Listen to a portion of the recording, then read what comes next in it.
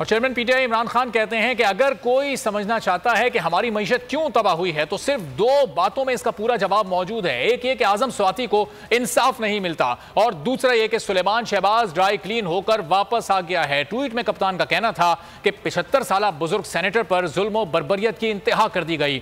दूसरी तरफ एक मफरूर मुल्जिम के केसेस माफ होने लगे हैं। नबी पाक सल्लल्लाहु अलैहि वसल्लम ने भी यही तंबीह की थी कि नाइंसाफी कौमों को तबाह कर देती है।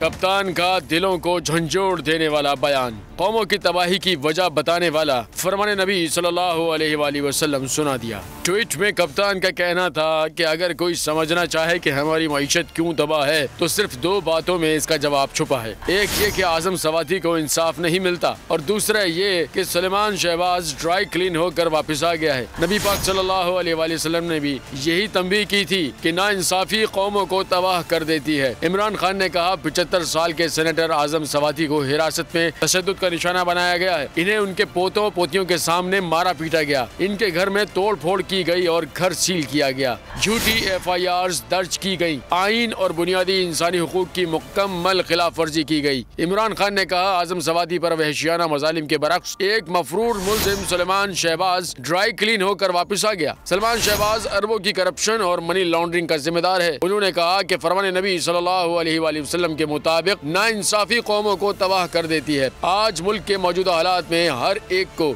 नबी पाक सल्लल्लाहु अलैहि वसल्लम की ये हदीस याद रखनी चाहिए।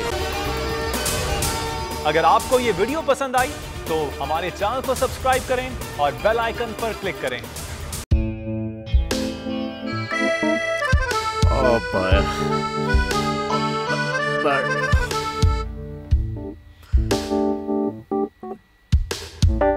इंतशार से निकलने का वाहिद हल इंतखाबात हैं। हकीकी आज़ादी मार्च आज रवा। हाँ, आयत के मुताबिक अगर आप उसको ये रिपोर्ट दे दें तो मैं आपको 3-4 सीटें दे दूंगा। मौलाना हाँ साहब, वो जो रिपोर्ट हमें दे दे और वो जो नीली पीली चैनल है वो लगाए। जाओ शहबाज। हम ऐसा टीवी देखते ही नहीं जिसका रिमोट हमारे हाथ में ना हो। और यहाँ पे कोई 2 नंबर ही नहीं चलेगी। और हम कोई गुलाम है जो आप रिमोट मांगे हम दे दें? Absolutely not. यहाँ पे सिर्फ पाकिस्तान का नंबर 1 चैनल चलेगा, बोल, जो हकीकी सहाफत की जंग लड़ रहा है। पाकिस्तान के लिए कोई और नहीं, सिर्फ बोल खड़ा है। आप सब भी बोल देखें।